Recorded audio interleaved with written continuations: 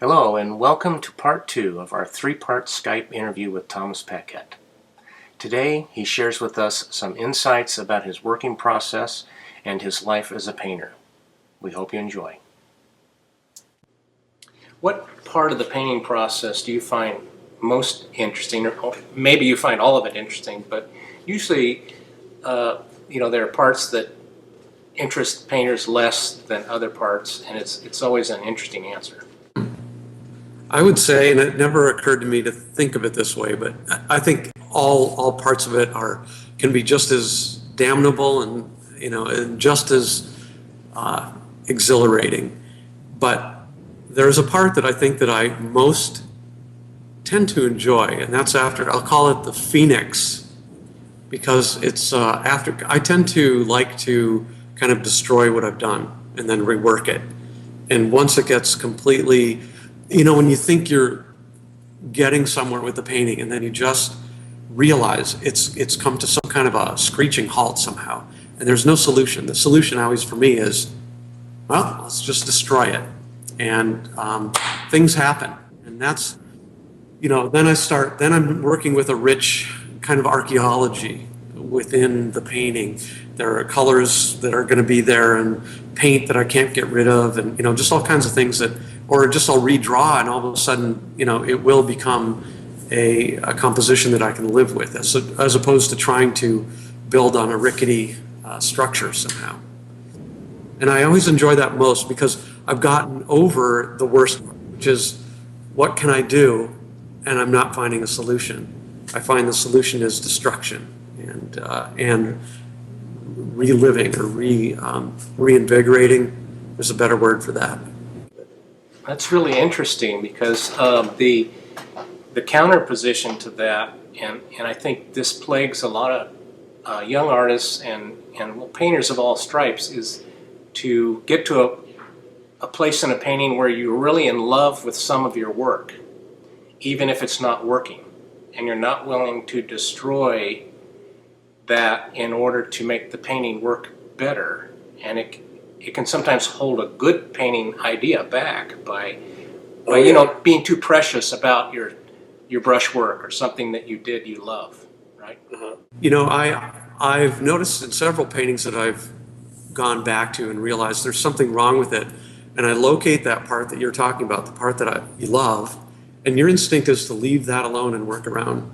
I've noticed in a few paintings recently, when I go back, it's like you hit that first, you take it out, because if you did it once, you can always reinvent, possibly do it better. And yeah, things do get lost, valuable things, but in the end, you're looking for a good painting, not a good part of a painting.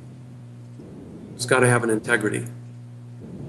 But that's not an easy thing to do. You've taught yourself how to do it, and you do it as a practice. But I think there's a lot of fear of these losses in painting, and that's the thing that all painters have to deal with. Is you've got this big investment in this painting, and are you fearless and willing to push it to the limit and, like you say, destroy it and come back, or what? Yeah, right.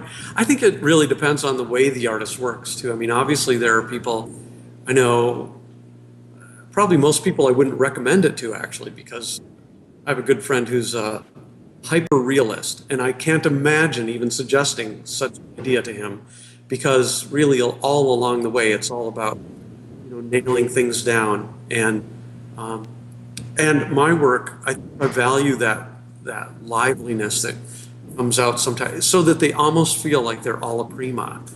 I look for that in work. It looks as though it's all done at once. It could have taken years to get it done, but it's got to have that, for me, that kind of life that an alla prima painting has, like a Van Gogh. You look at it and you think, he just put that last brush stroke on there. I mean, you can almost see him pulling the brush away. It just looks so alive. Yeah, I understand what you mean about that fresh brushwork that looks so confident. It looks like a one-stroke job. And I was reading about John Singer Sargent recently, and he was super conscious of creating that impression in all his paintings. And for a long time, he didn't reveal to people that he actually went in and would scrape out and destroy things that didn't have that final quality.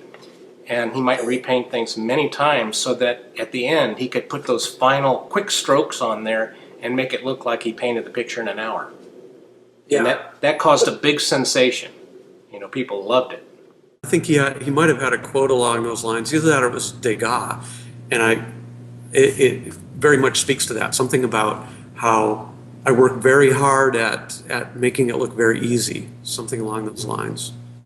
Looked so easy and immediate, and so in a way he was making great paintings, but he was also playing a joke on everybody because he was conveying the impression that everything he did was like that. He was so talented that all it took was an hour, you know, and he'd be done, and voila. But in reality, he worked just as hard as any other painter out there trying to get the effects he was after. I always figure honesty in this case is usually the best policy. Do you work in more than one medium? And if you do, what medium do you prefer? Do you love the most? It seems it's a deceptively simple question because I realize that, yeah, I work in oil and gouache. Usually I work on a very, let's see if you can see, a very small scale. Sometimes only as large as 1 by 2 inches or even less. And then I've worked on oil paintings that are 30 feet long. Almost, yeah, it reminds me of the painting behind you that's 10 feet. I don't consider the paint the only cooperator in this project of making a painting.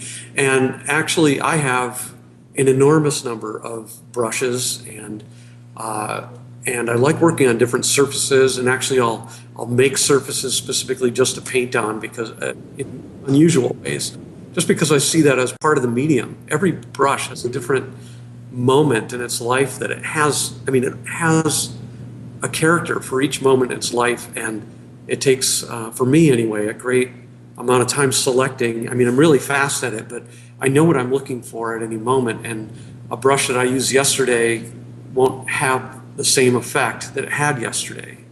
And so I consider that part of the medium, one of the mediums with which I work. Interesting point. Yeah, the artist's tools are very personal, obviously, because you're using them so many hours, too.